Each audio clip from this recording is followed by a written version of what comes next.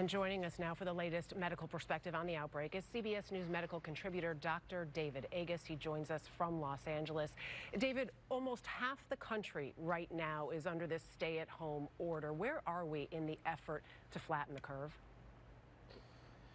Well, you know, there's a 2 to 9 day incubation period for this virus, and then the virus period is about 10 to 14 days. So when you make an intervention like we're doing with keeping home, we won't see that impact on the numbers till probably the end of next week. Hopefully it'll start to flatten.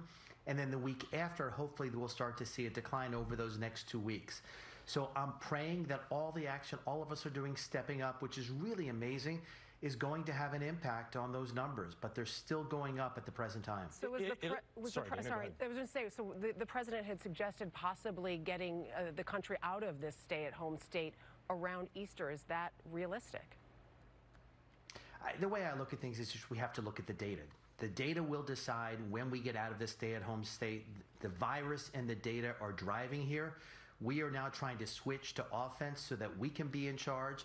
So I have no idea what date it's going to be. I certainly hope that it's in, you know, the next month. I can't predict what date. I don't think anybody can. I think putting a stake in the stand and saying, I hope it's this date is fine. But the data will really decide where we are. But David, different areas will flatten at different times, right? No question about it. Is that certain cities, I mean, right now New York is the epicenter of the United States where this virus is, and it's going to transition to other cities. Other cities are having dramatic impact with stay-at-home and being more compliant with it, and we're going to see flattening of the curve there.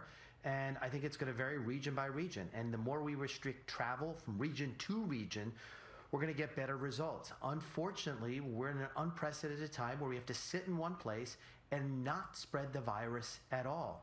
When there's a group of kids on a beach somewhere and then they go around the country, that keeps the virus going. We all have to step up and be one in this, or it's not going to work.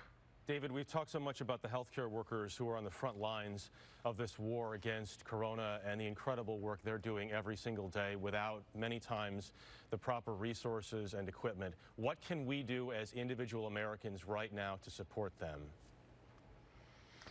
Well, the devastating numbers you just showed of 10% of cases in Italy are healthcare workers is just unimaginable. You know, you see hotels in New York like the Four Seasons stepped up and said, hey, healthcare workers, we know many of you can't go home because you're afraid to infect your spouse, your children, your neighbors. So we're going to give you places to stay. I hope restaurants step up and feed them. And we do that in every city. You know, these are heroes who are putting their lives at stake, and they don't want to endanger their families. So they're sleeping in their cars. We have to step up and take care of them by any resource we can. Get them the personal protective gear and give them places to stay and food to eat so they can care for us. You know, David, it's interesting. If you talk to people out there, too, some of the people that never would have expected to be in this, somebody who's working as a grocery clerk, that's really interacting with the public, they're ones that also feel like they're on the front line. That's raising anxiety. People are taking care of others at home. There's a lot of stress going on right now. Is there any advice to people on how to deal with the anxiety they may never have experienced before? It is an amazing thing where a grocery clerk, a maintenance person, and a doctor are the heroes. You know, the one thing I can tell you is, or two things actually, is eat 3 meals a day, nothing in between. Don't graze. We're all at home. You're tempting to just grab something all during the day.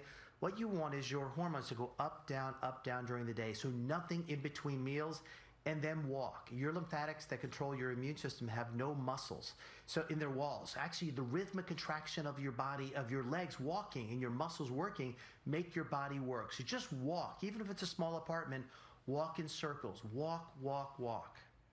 Without getting too far ahead of anything here, David, Dr. Fauci was talking about how the virus then would potentially come back at a later date. Can you talk more about that and long-term planning right now as we deal with this short-term crisis? So viruses come in waves. We enact rather draconian means. We stop the virus from spreading and it goes away. And then in another area where it becomes winter in the globe, it can start and then spread again around the globe. If the virus does come back, though, we're going to have medications ready. We're going to have our healthcare infrastructure ready to take it on. We're working on a vaccine, hopefully in the next 12 to 18 months.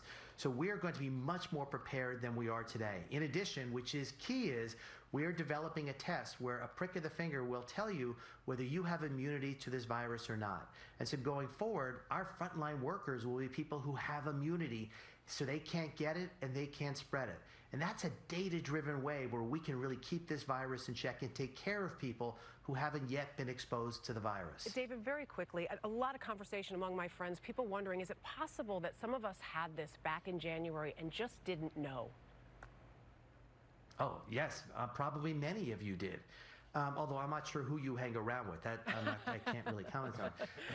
But there's no question, many of us had mild symptoms. We didn't know what it was. We didn't want to call our doctor with everything going on to stress him or her. Or we called and the doctor said, stay at home and self-quarantine yourself.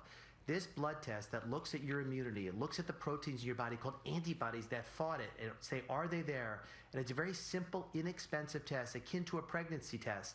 This should be out, I hope and pray, over the next several days. It's been out in certain towns in Colorado where they're testing entire towns and saying who's been exposed and not. My hope is this is scaled across the country so we can actually have real data and all of us know if you've been exposed, you can actually go out and you can work as a grocery clerk and not worry about getting sick or deliver food to somebody or work in an emergency room. That is huge. Talking to scientists, doctors, nurses, when that antibody test is ready, it's going to be very important. Dr. David Agus, thank you once again.